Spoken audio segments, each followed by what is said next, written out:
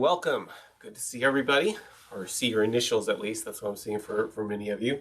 Okay, there should be a thing that popped up with, Slido should have popped up, and you should be able to answer this quiz and say, how important are your estimates? So then fill that out. Make sure you can get to that. If for some reason you can't, you can go to Slido and just type in that number there and do it, not necessarily in WebEx. So either way works. Make a little change here.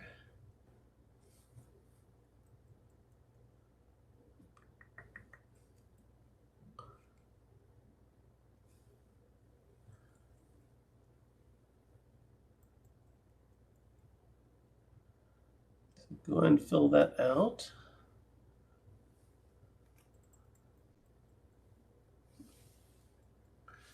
Let's find that option.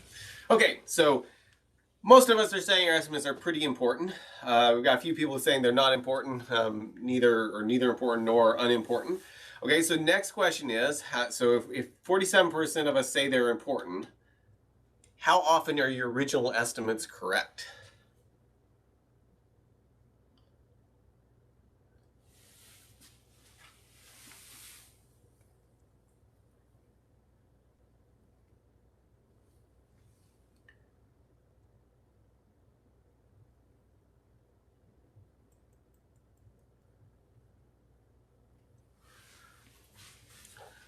Okay, so it looks like this number impresses me that we've got 31% of them are less than 10%. If 31% of you are getting your estimates correct 80% of the time, that's pretty impressive. That has not been my experience with most estimates, so that's pretty cool if that's the case. Looks like most of us though are saying it's about more than 50% of the time we're getting them right, which is probably a little bit more what my experience has been in a lot of things, depending on what the domain is. So there's an XKCD cartoon that I particularly like. So I don't know if you remember, it's gotten a lot better, but it used to be when you copy a file on Windows, it would pop up with this dialog box that would just be erratic everywhere. Like this is going to take 200 days, and now it's 15 seconds, and then it's back to 3 months and just all over the place. And then kind of settle in on it. But the person who made that dialog box is going to visit friends here. He says, I'm just outside of town, so I should be there in 15 minutes. Actually, it's looking more like 6 days. No, wait, it's only 30 seconds. And sometimes that's been our experience with estimates. You may have been on some teams or on some projects where the estimates seem something like that. So here is I recovered this SMS text between a new person that was working for Henry Ford and Henry Ford himself during some, very early cell phone days, the cell phone that was invented by Alexander Graham Bell. Anyway, the conversation looked like this. Mr. Ford, I have a great idea for the Model T. He says, well, let's hear it. And the new person says, I think people would like to know how fast they are driving. And he says, that does sound like a good idea. And so this person says, well, every week we would send them a report of their average speed. And Henry Ford's thinking about it. So obviously this is fictitious. But the idea, what I wanted to kind of posit here is that the value of some of these numbers we're going to be talking about are very valuable in the moment. Whereas if they're too far ahead of time or too late after time, they may not provide as much value. So that's one of the things we're going to be kind of looking at here today. Okay, so a few statements kind of ahead of where we're heading. So I am going to make the statement that there is more value in creating conversations about priority than in having a correct estimate. And I think if we start thinking of our estimates in these types of terms, it really changes how we approach them. That the value is having conversations about how long we think things will take, and that is way, way more valuable than it being necessarily right or wrong for a particular estimate. So a correct estimate that doesn't create conversations will end up being wasteful or wrong. And now notice in this statement, we're calling out that even if you finish all the work by the estimate, I'm saying that that's probably not going to be a good thing because it will be very wasteful in the way that it gets approached. There'll be lots of time spent doing things that don't necessarily be done, or it's going to be wrong as well. Okay, so this quiz, we're doing this a little bit different. Normally we put the quiz at the end, and we've got a few questions at the end, but we're going to do our quiz as we go. Just to keep everybody engaged. And we are going to give away, I don't have it right here, but give away a t-shirt to whoever wins this quiz. As long as you're in the U.S., if you're outside the U.S., I'll try to get you something. But whoever wins gets a t-shirt sent to them that you can wear and proudly, let's see, these are the turn your video on t-shirts. So you can wear that and remind everybody to turn their video on. Okay, so everybody go and join. And we'll look at our first question. And the first question is, I'll read it to you as people are joining. What does Mark say is the most valuable thing that comes from estimates? So, okay, 4 more seconds to join. 3, 2, remember you're competing for a t-shirt. All right, and go. What does Mark say is the most valuable things that come from estimates? Is it conversations about prioritization, knowing exactly when software will be done, the feeling of having a correct estimate, or having a single date that you know will probably be wrong? And yes, conversations about prioritization. The statements I was making earlier are knowing exactly when the software is done. I'm going to say that probably, first of all, it's unlikely to happen. And if it does happen without creating conversations around it, it's probably going to be you were only right because you had so much built-in buffer that got done in time. We'll be talking about that more as we go. Okay, so our leaderboard, we got Kindle in the top spot. Actually, everybody here with the 4 seconds are in the top spot. Kindle, Helen, Christine, and David. So very good. Be watching. We'll be throwing these throughout here. Okay, another conversation when we're thinking about estimates. So the wife texts her husband and says, when do you think you'll be home? Company is coming at 6. And he says, I should be home at 5:50. And she says, oh, good. Then can you go by the store and get eggs, the pet store to get lizard food, and the car dealership to pick up the floor mats? Okay, have you ever felt this way when you've given an estimate of here's when I think somebody, here's the date we think will be done, and all of a sudden a whole bunch of other things get added to it? Oftentimes that's been our experience when we're giving estimates. So then we take this approach, right? So he says, okay, and she's like, okay, so, that the fact that things change didn't in her mind change anything in the conversation. So the husband gets smart, right? And see if you've ever done this in software. And the husband says, okay, my point here was that we had conversations, but we had information flowing, but we weren't actually having conversations about when things will be done and what was getting added and how the scope was changing. Okay, so we'll replay the conversation. This time the husband gets smart.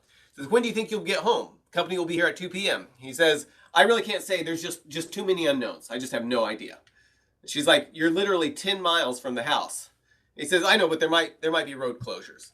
She says, but when do you plan to be here? He said, and meteors. Meteors could really mess up any timetable I give you. Well, this isn't having a conversation either, right? He may be reacting to past experience, and I've seen software developers do this, but this is not a productive conversation. It's not him giving information about when he thinks he can do it, her giving information about what maybe other things she needs, how the scope has changed, and then him giving new information back and forth, and they can narrow down, maybe the lizard food really isn't that important on that particular day. That can wait because they've got plenty of lizard food, but the floor mats are important because the bottom of their car is rusting out, or whatever it is. Okay, so here's our outline of what we're going to be talking about when it comes to today's talk. We're going to be talking about guessing as a way of kind of estimating. Then that will lead us to talk about sizing work. Then we're going to talk about estimating how long work will take. And then we're going to be talking about forecasting and show how forecasting is a different approach than estimating.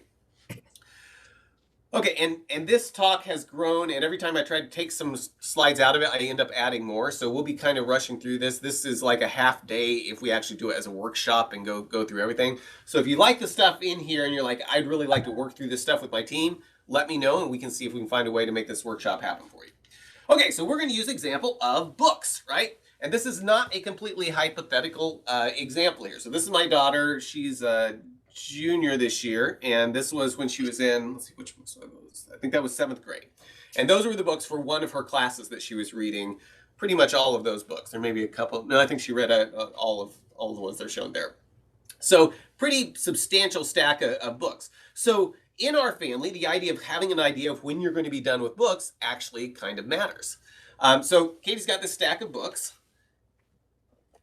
So question is what is the major downside of not knowing how long it will take for Katie to finish her stacks of books, right? She's got all these classes, so there's no right or wrong answer here.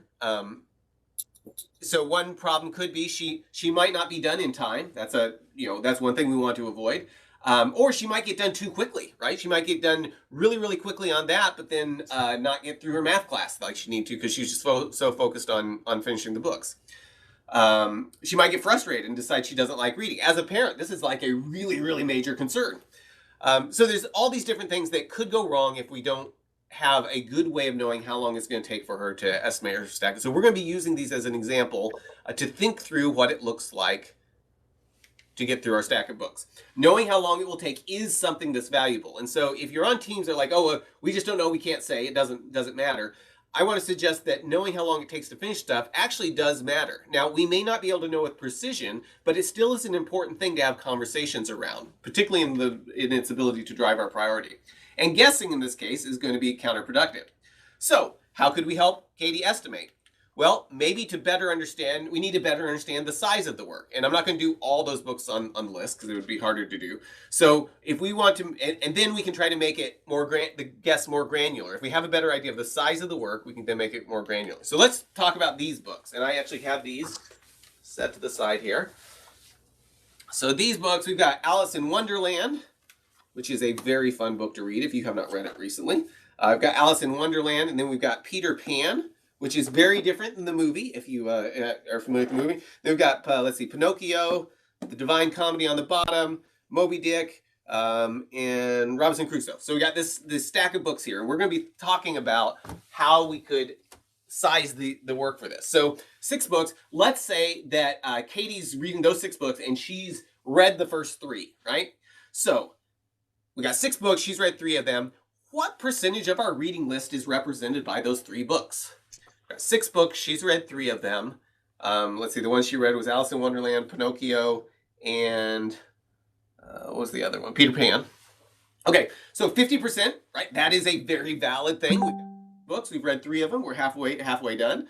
I can see a lot of you are thinking this is a trick question. I'll just say there's not a right answer here. There are many, many answers that would be correct depending on what you're wanting to do with them, right? Depends on how you count. Yes, it does. It depends completely how you count. Okay, so, and my point is there's different ways we could measure this, and the same thing's going to be true in software. So 3 of 6 books, 50% total. That makes sense. That would be valuable. We could also do this. We could measure them, right? Divine Comedy is thicker than Peter Pan. It probably is going to take longer to read. So if we do that, add up everything, we might be able to say, okay, we've read 7 of 21 centimeters. So we're 33% through the total of all these books. Now, for standard books, that's probably okay. If we were dealing with books like this, where we've got Codex, I think that's Codex Gigas, which is like this massive Bible. It's known as the Devil Bible because of the picture of the devil in it. And then we've got other books like the world's smallest Bible, maybe measuring, because these probably have approximately the same number of words in them. Maybe that's not going to be a really good way to measure it. And this one's probably in Latin, so that would mess up how long it would take to read too. But anyway, we could also measure chapters, right? Yes, we'll be talking about pages too. Very good. Number of chapters might be a good way to do it. In that case, we would say we're 19% done. We've 65 of 331 chapters. Now, Divine Comedy doesn't have chapters. It's got cantos, but we're going to say those are kind of similar to chapters. If you notice, though, there's still a wide variance here. Like Pinocchio is a pretty thin book, and it's got 36 chapters in it. Robinson Crusoe is not so thin book, and it's got 31 chapters, so even less. So these are measuring things in a similar realm, maybe, but it's not. There's still quite a bit of variance. We could also maybe count sentences. But then we run into stuff like this. We've got Peter Pan, and this is the first sentence of Peter Pan. I love this line. All children except one grow up. And here's a single sentence from Robinson Crusoe. I'm not going to try to read it to you, but that is a single sentence just joined together by commas and semicolons and all kinds of things. That's one sentence there. So there may be a lot of variance if we're looking at sentences, which may be good, may be bad, but this is exactly the same type of thing we're going to see with software, right? Maybe we could count the words. Look at the number of words in them. But that brings us to an interesting point. Would it be worth counting each word in each book before we read it? And at some point, we might start asking ourselves, how much should we invest in non-reading activities to create a better estimate? And this same thing is true with software. We can get to a point to where we're so focused on trying to accurately size things that we invest time in trying to determine the size of something that could be better spent on actually trying to deliver what we're doing. We don't want, if something's actually important to do, we can do so much prep work to try to figure out how big it is that we start cutting into time that we could actually deliver it. So point of that is our precision of being able to size things, there's a point of diminishing returns. So how much should you invest in estimating software before it's counterproductive? And that's a decision you have to make for your team. If you're not thinking about this, you may be doing lots more planning than is actually beneficial to you. Everything is going to have trade-offs. So with what we've talked about, we're going to codify some principles for sizing work. So the units used for comparison need to be similar, right? We wouldn't want to compare the number of words in one book with the number of centimeters in another book. That wouldn't do anything. Now, if we compare the number of sentences between books, there may be a lot of variation, but at least we're comparing things that are similar in some way. Some books, like the Odyssey and the Iliad, are actually 24 books. So if we considered the Odyssey to be 24 books and then compared it to something else and said, okay, that's 24 of these versus one of these, what they call books are actually what we would probably call chapters. And we have the same thing where people call some things a story and other people call it an epic. And the goal isn't here to say these things have to be the same size, but you want to make sure that at some fundamental level, you are measuring some type of the same thing.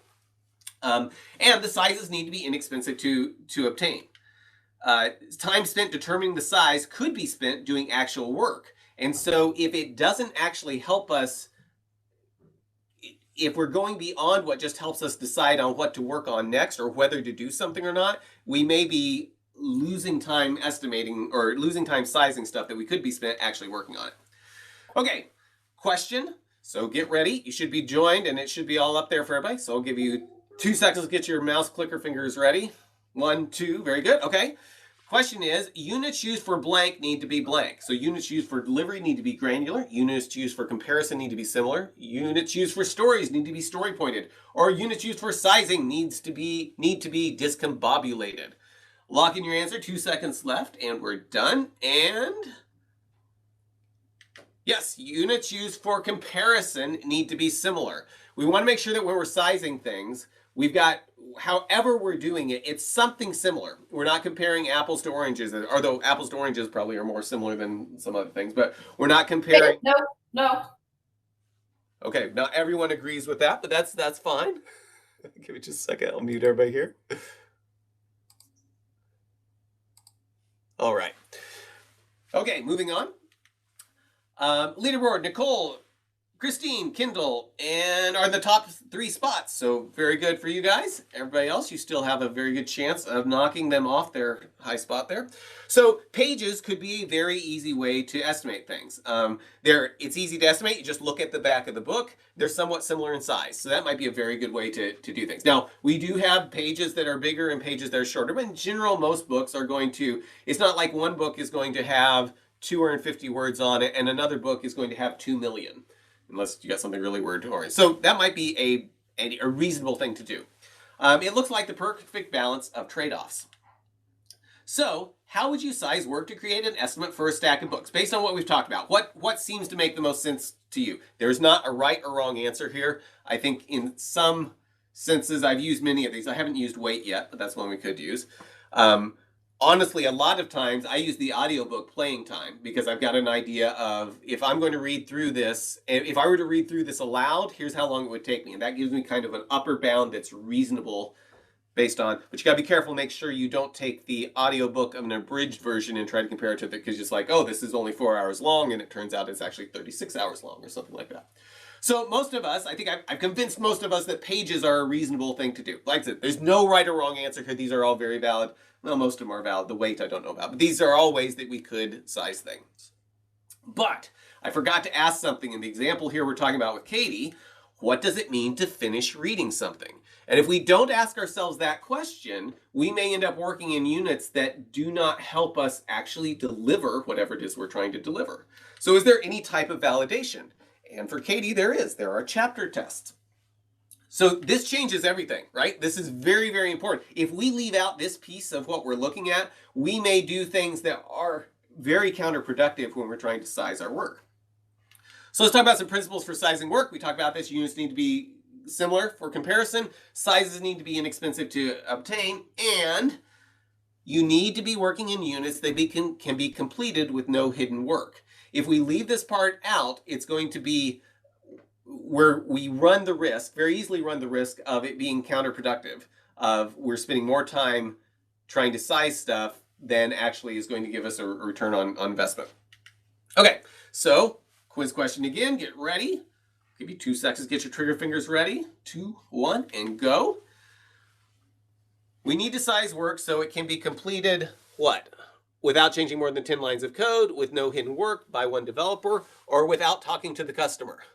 I'll give you a hint, the without talking to the customer is definitely not the right answer there. And yes, with no hidden work. We want to size the work so it can be completed without having other hidden work out there. Let's see who's in our top spot. We've got Nicole pulls into the lead, pulling away from the pack by 2 seconds, followed by Kendall, Christine, Greg, and Chris. Very nice. Chapter tests. Chapter tests are probably the most appropriate units of work in this case because it allows us to follow all 3 principles. So what might be analogous to chapter tests in software projects? So we've talked about this related to books. Now let's think about software. No right or wrong answer, but just on your particular team, what do you think is most analogous to chapter tests in the software projects? QA testing, unit tests. So I think we're saying something that's getting something all the way through to where it's passing the QA testing. Successful unit test, a sprint, delivering working code, unit tests, sprint completion, demo.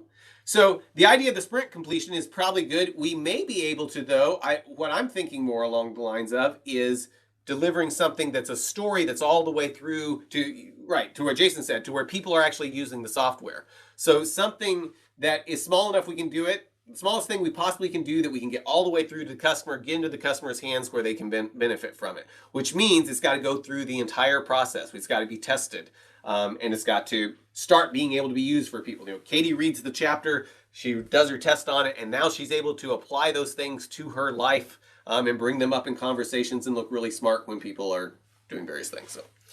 Okay, so a bunch of different options here. Like I said, there's not like one of these is right or wrong, but you will get different results depending on what you use as your unit of what you're sizing and trying to deliver. Okay, so in this case, the chapters, we say that if we were to say 19% of the total is done, if we decide to use chapters on that. So what about software? Well, things we could use for software, we could size things based on the characters and tokens. And this may sound crazy, but I've seen some stuff from the 60s and 70s where they were actually trying to estimate the size of software based on the number of tokens or the number of words that would need to be typed in the software to produce stuff. So that is something that we've tried. Now, I don't think it was particularly effective, but it was something that was being done in kind of the early days of software development. Or estimating the number of functions, features, or epics. So what does your team use for sizing work? What are you using today? Actually, we're short on time, so I'm going to go on through this because I want to make sure we get through everything. And like I said, every time I try to remove slides, I end up adding more. So we'll just keep moving. So here's an idea of, on one axis here is how hard these things are to obtain and the level of granularity. And what I want to suggest is over here, yes, very good question. Is it in Latin or English, or is it in Italian, I think is the original. But yeah, it could be in Italian, there probably is a Latin translation. In this case, we're going to say English. But yes, if you have to go out and learn Italian before you can read the book, it's going to take you significantly longer. So on this, if you notice, we've kind of got a curve here, right? Our 10-year plan, if we want to work at that level of granularity, that's hard to obtain, right? A 10-year plan is going to take a lot of effort. Now, an epic takes less effort and is more granular. But then we can come all the way over here, and if we end up trying to say we want to estimate in terms of characters, that's probably going to take a lot of effort to obtain anything that's meaningful in the number of characters that we're going to have to type to do this. But it's really, really granular. And if we graph these out here, it looks like there might be a sweet spot right here where something is pretty easy to obtain and is moderate granularity. The granularity isn't starting to make it to where it's harder and harder to obtain. And I would say that's, for most teams, a small user story is what kind of hits that sweet spot right there, because it's going to be something that's small, it's valuable to the user, it's something you can demonstrate, it's testable, and it's independently deployable, kind of like the chapter test. We can deliver this and take it all the way through to production and say, this is done, we are complete with this, now we can move on to the next thing. Okay, that brings us, so that was our first part. So now we're going to talk about sizing. Now we're going to start talking about estimates. So I've got a brief thing here in the middle I want to show you, just some things coming up. Now they've hopefully got everybody's attention.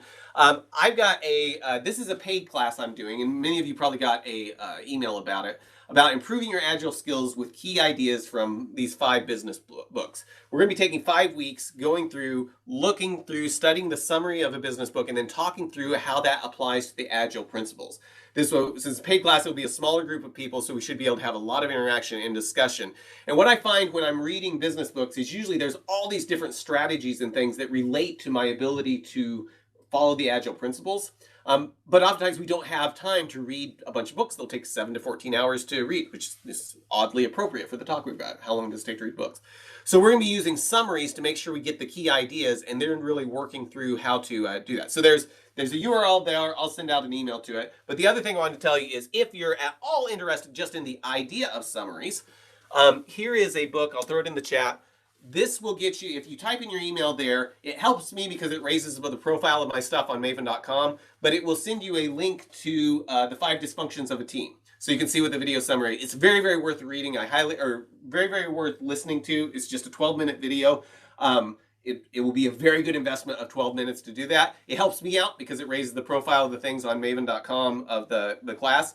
But even if you're not interested in the class, if you're interested in the 5 dysfunctions of team, or if you just want to help me out, go and click on that link I just put in the chat. Type in your email address, and that would be a great benefit to me. And I think it'll be a great use of 12 minutes to take a look at that video. You'll just send you an email link to it. Okay, so back to our regular programming. Okay, estimates. So now we're going to be talking about estimates. So we got all these books, and we're trying to figure out, we decided chapters are reasonable ways to size them. How are we going to figure out how long it takes to read an average chapter? Well, we probably also, and let's say we just say, we're going to just kind of guess at this point, say it takes about an hour. That's reasonable for a lot of books. It'll take about an hour. We could read a chapter from each book and time it and get an idea. But let's say it takes an hour. And then we might say, well, how long does it take for each test? Well, maybe we've got some experience and we'll say 30 minutes. Or maybe we're just guessing, to start with. And we'll reevaluate as we go. So we could do something like this. Say we've got 331 chapters. We think it'll take us an hour and a half to read each chapter and go ahead and do the test. So we might say it's 496.5 hours. So go ahead and if you click on that link, the maven.com with the numbers at the end, if you click on that link, it will let you actually type your email in there, and then it'll send it to you. So go ahead and click on that link if you're looking for that, or email me directly and I can send it to you. Okay, so 496.5 hours. This is a typical way. Now notice that 0.5 hours makes it seem like this is a really precise number. We basically just guessed and multiplied some stuff. So how much confidence do I have in this number? Well, not much, right? It may be reasonable, it may be in the right range, but the precision with which we're presenting that makes it look like this is very, very precise when it's not. We're just guessing here, which isn't bad, but I don't really have any evidence that these numbers are any better than a guess. And the other thing we ought to ask ourselves is what happens if I fail a test? Maybe I need to, if I have to go back, if I fail a test, I need to read the chapter again. I may need to add some stuff to it with the idea, well, I'm going to fail a certain number of tests and go back. Or maybe if failing a test is very expensive for me, maybe I need to read things twice as detailed, right? I need to take more notes as I'm reading or something like that. So how difficult is the Divine Comedy, and can I read it in English, or do I need to learn Italian before starting, like George correctly figured out we were going to wonder about? So what are the repercussions if my estimate is wrong, right? If I'm just trying to get an idea of how long do I think this will take, that's a different question than the whole world blows up if I'm wrong, so I better make sure that there's no chance I'll make an error here. There's a difference between saying here's the average of what I think it will take and here's the longest it could possibly take. So this is what happens so often is we say, well, maybe I should triple the estimate just to be safe. Now, you don't have to raise your hand. Okay, well, you can raise your hand. It's probably safe to say that most of us have done something like this, right? Like, okay, we're not going to use this number. We're going to just triple it to be safe. Did tripling make things any more accurate? No, it didn't. We don't have any more reason to trust this number than this number, other than the fact that there may be a better chance we'll finish stuff just because it's further in the future. But that's very different than having a number that's allowing us to be accurate and inspire conversations that help us make better decisions about how we deliver the software. Double the measure and increase the unit of measure. Okay, so imagine this. Talking to Bob and say, Bob, can you estimate how much a blue whale weighs? And he says, 211,269 pounds. And you say, that's awesome. How'd you come up with that so quickly? And he says, well, I guessed 70,423 pounds and then multiplied by 3 to make it more accurate. It's like, your use of mathematics practically guarantees it will be an accurate number. Well, this is stupid, right? Multiplying by 3 makes it nearly impossible to actually have conversations about the estimate, because we're taking a number that we have some reason to think might be accurate and then doing something to it just to say, this is just for safety, but now I can't have any conversations about, well, is it really worth doing? Because we've got numbers that really are meaningless that we're dealing with here. And I can't remember if this is anywhere close to what a blue whale weighs or not. Okay, so this is a video my kids and I are watching this week. This is from Studio C, and a 3-minute video of something like Star Trek. And have you ever noticed, they come out, well, how long is it going to take to do this? And it's going to take 2 hours. And that's not good enough. We need to have it in 1 hour, Scotty. And somehow he finds a way to do it. Okay, so this is taken to a logical extreme. But listen to what this is about 3 minutes long. Listen to what the crew members are saying and see if you've ever seen this happen on a software team. See if there's any similarities whatsoever to software teams. Captain, shields are at 40%. We can't hold them off much longer. New guy, where are we with bringing the navigation core back online? It's McGrath, Captain, and it's real busted up. It's gonna take at least 2 hours to fix. I need you to do it in 1. Duncan, see if you can reroute power from life support into the main shields. On it, Captain. Captain. What is it, McGrath? Sorry, I said it would take 2 hours to fix, at least. As in minimum. And yet you only have 1. Get to it, McGrath! Well, I have a doctorate in navigation core patching from Space Harvard. It takes 2 hours to fix. Captain, the torpedoes have malfunctioned. We must unblock the ports before we can fire again. How long will that take? About 6 hours, Captain. Do it in 3. Consider it done. How can you do your job that fast? Oh, unblocking the ports takes 2 hours tops. But you said 6. Oh yes, I said 6 because I knew he would say 3 and I wanted a spare hour for my crosswords. We gotta run! McGrath, your 1 hour is ticking. Captain, I need more time. McGrath, every single one of my crew can cut a task time in half. Chef Tron, where's my 2-minute rice? That'll be 15 minutes, Captain. Do it in 7.5. You got it, sir. This seems really inefficient. Just go with it. We can't take much more of this. McGrath, core update, now! Okay, here's your update. The navigation core will now take 4 hours to fix. Do it in 2. Okay, and I need 10 men to help me. I'll give you 5 men to help you.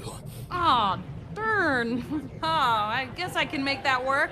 And after this battle is done, we need a party for twice as many people who are on the crew. I'll give you a party for the exact amount of people on this crew. Oh, man, I guess that makes sense. And we also want a 40-hour work week. I'll give you a 20-hour work week and not an hour more! Oh, shoot, you're really tough. Captain, we have an incoming transmission from the alien ship. Patch us through. Aha! We have you at our beams. You have 10 minutes to surrender or be destroyed. We'll surrender in 5. Wait, no, it will take us 1 million years to surrender. You have 500,000 years to surrender. And not a year more. Deal. McGrath, how did you know that would work? Let's just say I learned from the best, Captain. 3 cheers for McGrath. No, 1.5 cheers for McGrath. Hip, hip, hooray! Hip, hip! Back to work.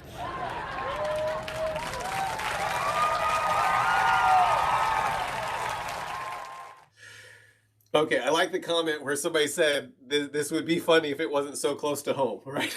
If it wasn't so realistic.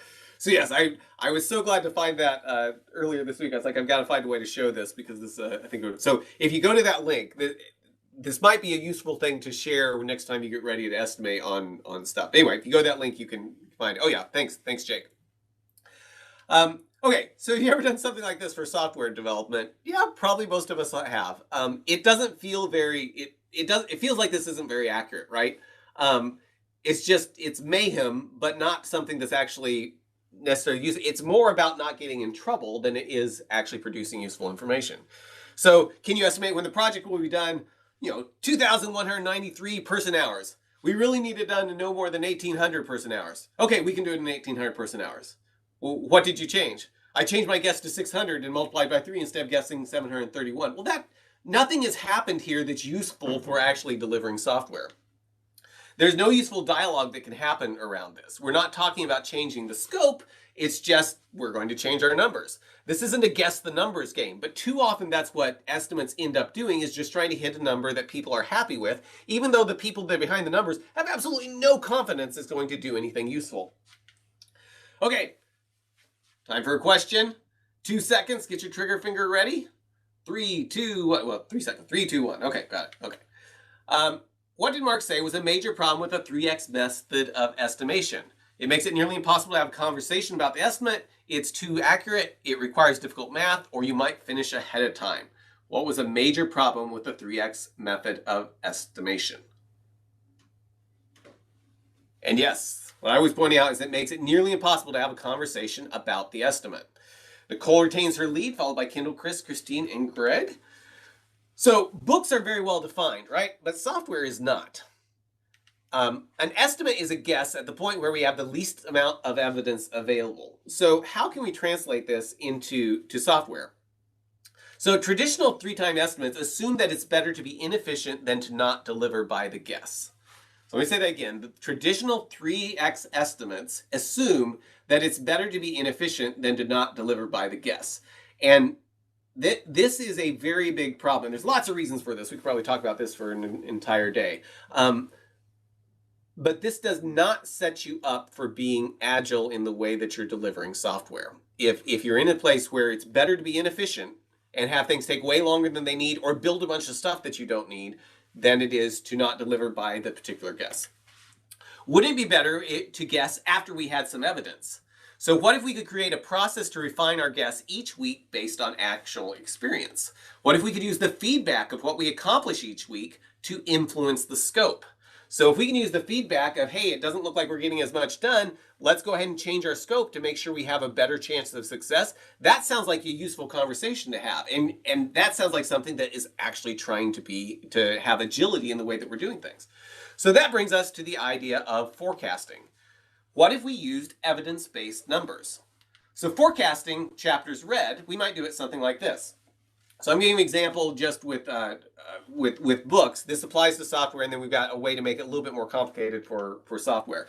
So here's what we've got. We've got the total chapters. So if you look there, we've got total chapters and the number remaining. So on line 3, the beginning of the week, we've got the week on line 3. We have 331 chapters, and we have 330 remaining because it's starting. We haven't read anything. And then over here, we've got an estimate, just a guess, between 5 and 8 of what a low estimate is of how many we think we'll read, and a high estimate of how many we think we'll read per week. And we're saying we think on our worst week we'll read 5, on our better weeks we'll read 8. So using that, we can calculate out and say, okay, well that means that if we read 5 per week, we're going to finish on, let's see, this is June 2nd, 2021. If we read 8 a week, that's the earliest we'll be done. Our latest will be November 23rd of 2021 if we only do 5 a week. So that gives us, it's just a guess, right? But we're going to be refining that and using our evidence. So on this week, though, we blow our guesstimate out of the water. We read 10 chapters, right? That's what we did for that week. So then we read 10 chapters. So the next week, we start with 321 chapters remaining. So we do this, and let's say we do this for 4 weeks, and we're like, hey, you know what? We got 10, and then we got 15 and 12. So maybe these estimates over here, those are just a guess. We have no evidence it will be accurate. But once we've done this for a while, we have an idea that we got 10, 15, 12, and 9. So now we're going to update our guess over here based on saying, okay, our 2 best weeks, we did 10 and 9. Or I'm sorry, our 2 worst weeks, we did 10 and 9. So we'll say our low guess is 9.5 per week. And on the weeks where we did our best, it was 15 and 12, so we'll average that, and we'll say our high guess is 13.5 per week. Well, now we're starting to use actual evidence to decide when we think things will be done. This is a very, very different thing because it updates as we go. If we start slowing down and we're not getting as much done, then we change these numbers to better reflect that. And what I really like about this is not only does this give us an estimate that's a range, we can see it and we should be seeing that range narrow, but it also gives us a history of what we thought every single week. And when I've used this type of approach with teams, it does a really, really good job of communicating with management and stakeholders to where it's not confusing how the math works. It's not like we don't know what's going on. They're just giving us numbers. We can say, no, here's exactly what we're doing. And it can inspire the conversations for trying to either change scope or change other things based on there's just not a way to get this done in time unless we change the way that we're working. So what are some of the differences between our estimates and so what are some of the differences between what we just looked at, the idea of a forecast, and the idea of an estimate? Well, in this case, right here, we've got just this big number that looks very, very, very precise. In this case over here, we've got numbers that it's a range and it's continuing to update over time. This gives us a whole lot more information of what's going on than this number over here that's precise down to a half hour for something that could be a tremendous amount of work. So now how is this a little bit different than software? Well, have you ever tried to read a book while someone kept adding chapters to the end? Now, LeanPub does let you do that type of thing, but normally that's not the case, right? You have a book and you know how long it's going to be. But books are usually well defined, but software is not, right? We've probably all experienced someone adding stuff to our backlog. That's just part of it. We should expect that. Software is usually not well defined. It can change a lot. So how do we model this? Well, if we look at what we just had and we just expand it a little bit, and we're going to now switch over to stories instead of chapters, I've now got 3 things that I'm keeping track of. I'm going to keep track of how many were completed, like I was doing before. I'm also going to be keeping track of the number of stories that we added. And using those two together, I can figure out how much net progress did I make. How many steps did I take towards 0? So if I add 10 stories and I complete 10 stories, I've made net progress of 0. I'm still the same distance from getting to 0 as I was before. Let's see. So that's the same thing. So now what I do is I use the net progress to decide the number of stories I complete each week. So in this case, the first week on there, we made net progress of 10. We didn't add any stories and we completed 10. That's great. The next week, we actually added 1 story and completed 13. So our net progress was only 12. So we'll say, okay, 10 and 12, we'll average that and we'll say it's 11. These other weeks here on lines 5 and 6, 1 week I didn't do anything. I made no net progress. Now I got a lot of work done, right? We did 15 stories completed. That's great. But every one of those stories was split into another story or another story was added. So our net progress was actually 0. So we're going to factor that in. The 6th week, we added 2 stories and we completed 11, so our net progress was 9. So we'll reflect that here. So this is a very useful way of having conversations. If you're finding that you're adding stories as fast as you're completing them and you're just, running in place, that's a good conversation to have about what can we do what should we change? If we don't like the results that we're not getting any closer to 0, what can we change? Is it because we need to take things out of scope? Is it because we don't understand what we're doing? Or in some cases I've seen it's because every story we produce, we don't actually test it all the way. And so it comes back with 2 or 3 things that get put on the backlog to try to fix the stuff that we're saying is done, but isn't actually done. So this approach, and I think I've got where I can send it. I'll send a copy of this spreadsheet out to you because it's kind of fun to play with, and it's a good starting point for things. Okay, so does this report make sense? So I'm just kind of get a feel for this. Yes, it's perfectly clear, or no, walk through it again, or maybe I think I have the general idea. We probably won't be able to go through again, but I just want to get an idea of how helpful that actually was.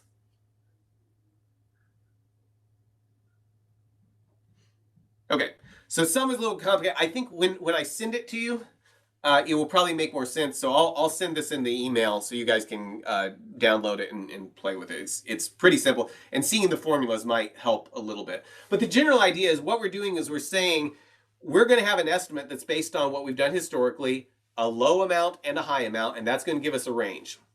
If stakeholders do not like what that range is telling us, then let's change what we're doing to get to a range that we do like. Because if our range is saying there's a good chance we're not going to make it, we should do something different, right? If it actually matters, either move the date or change what we're doing.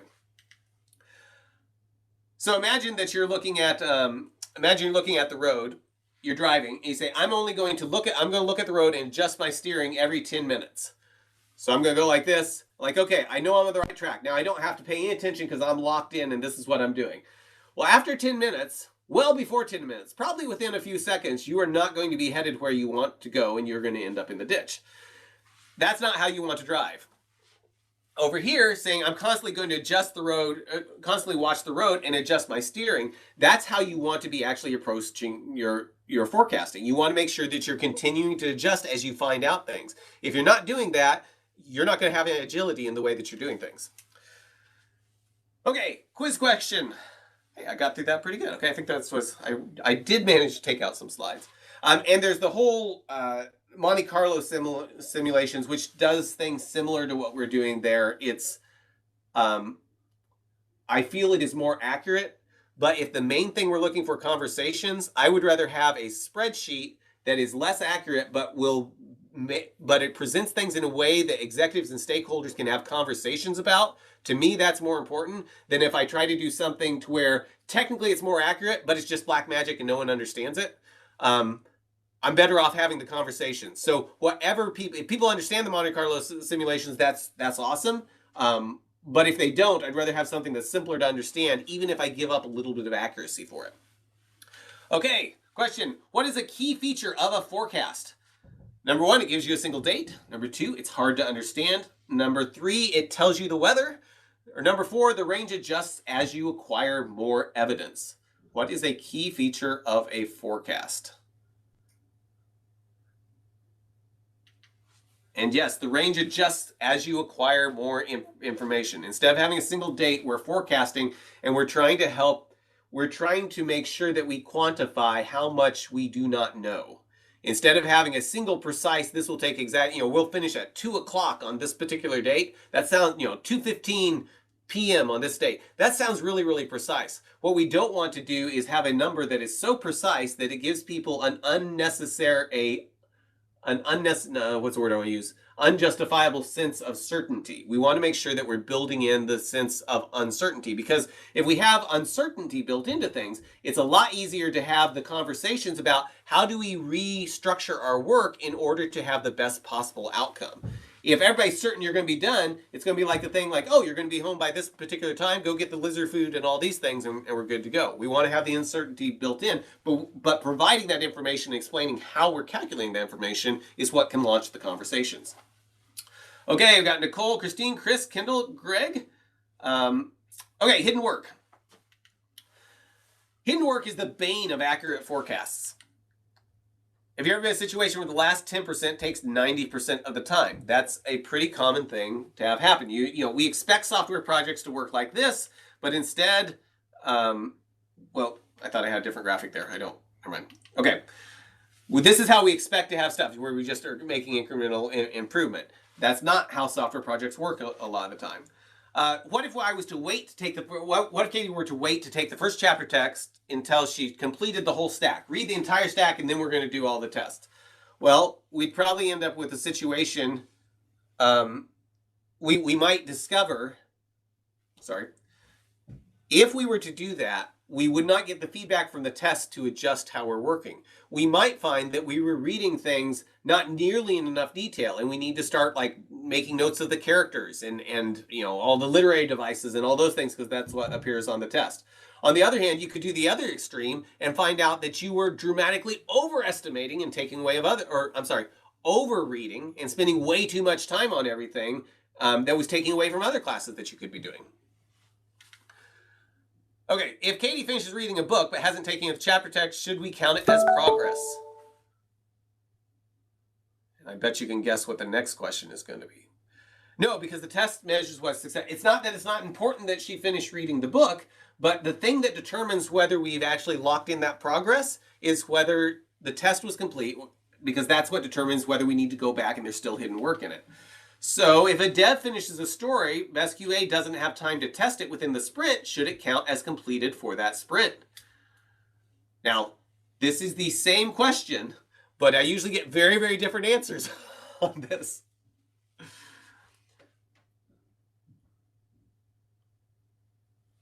So yeah, so either of these saying no because there may still be work, or we shouldn't count it as done until it's tested and deployed to production. Those are both in the same vein here. But notice a lot of us are saying yes because the dev part is done.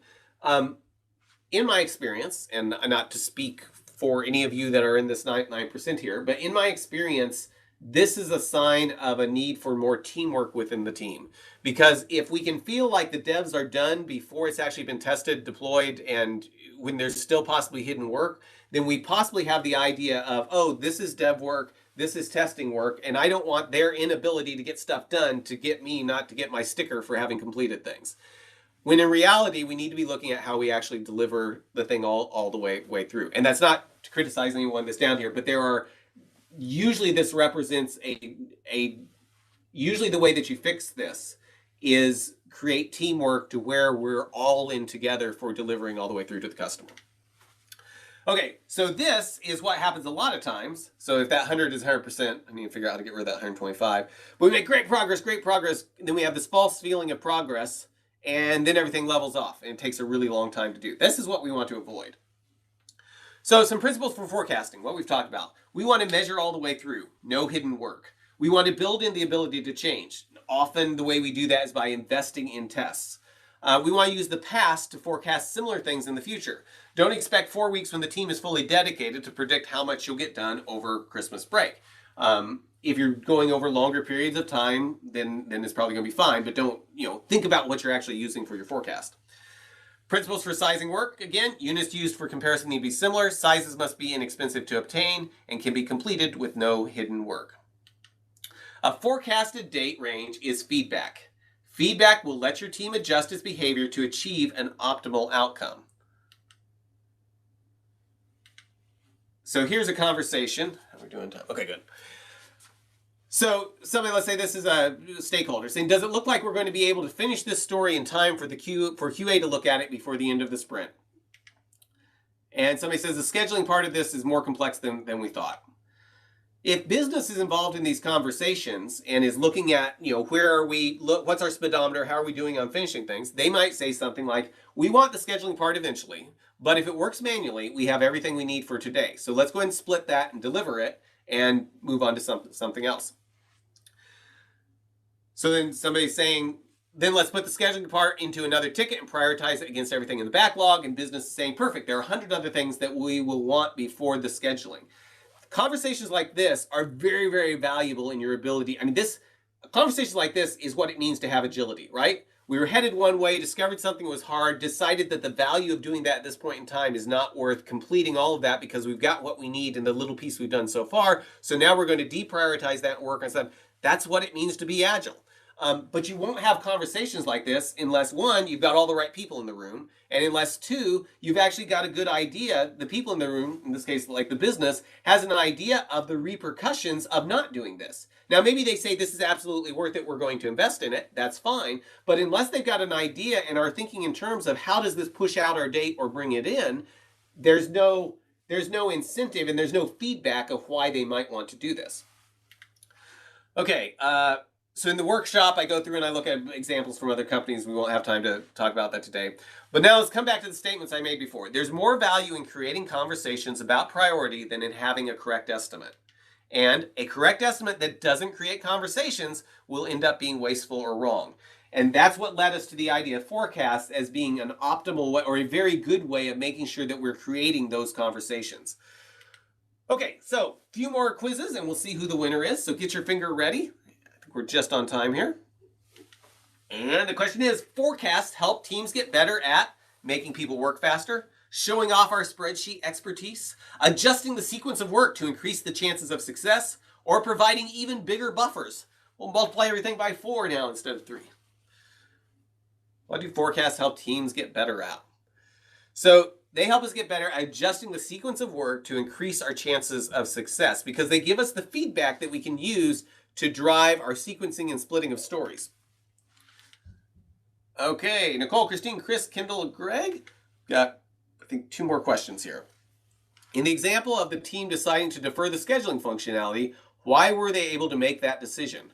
Was it because the Scrum Master took charge of things, because the developers know how to get things done, or because business was collaborating with the team, or because they were wearing lucky slippers?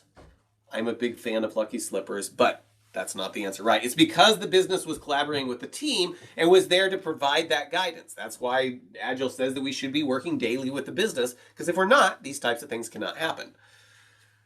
Okay, I think one more question here. Let's see if you can maintain, who can maintain the top spot.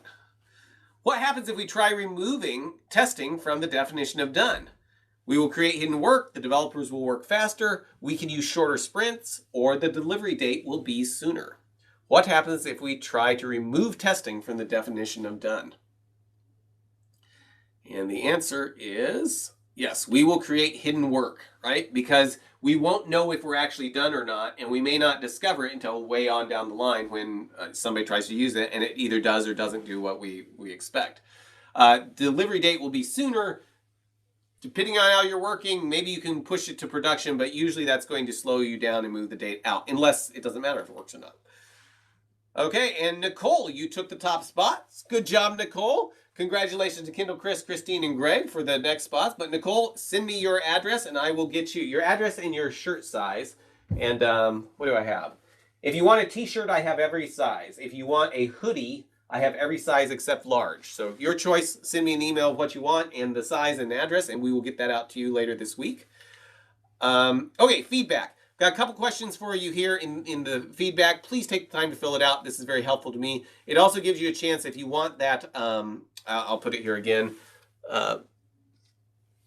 If you want to take a look at that 5 dysfunctions of a team, this will give you the link I just put in there, or you can put it in the feedback and I'll send it to you there as well. Also, I've got a place, if you are interested in having a discussion of, if you'd like to have this as a longer, more in-depth workshop for your team, put your number in there and I'll give you a call and we'll talk about, see if there's a way we can come up to make that happen, because I'd love to, this is a fun thing to do with teams and usually it's pretty helpful. We've got much more in-depth one. I'd love to fill it out, or love to do that with you. But please go ahead and take the time to fill this out. Really appreciate it. Okay, so are there any questions, ideas, or aggravations? Oh, I think I've got a thing here that may have Q&A if anyone filled it out. I don't know if anybody did or not. Let's see. Okay, cool. Any questions, concerns, aggravations, disagreements? Better ways to do things? I would love to discuss.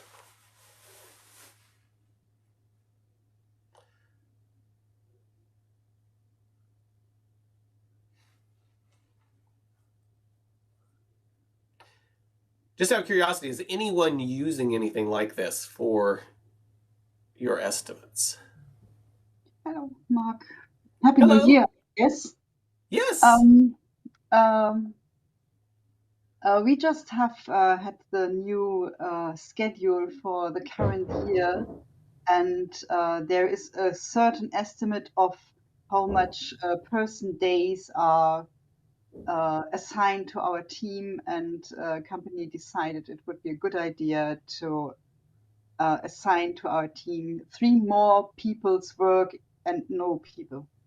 So I'm a bit sarcastic about providing accurate estimation or forecast to them if they say, yeah, but you already have to do more work than, or we think you have to do more work than you are people. So I'm on a bit sarcastic spot at the moment. So they've added more work and said, we're not going to add any people. We're just going to give you more work, but no more people to do it with. Yeah. And they really count in the 3 people we don't have. There's not even a job offer posted publicly for people to be hired, but the work is already assigned. So I'm just grumpy about that a bit, and I'd like to use the opportunity to moan about it. Thank you for that.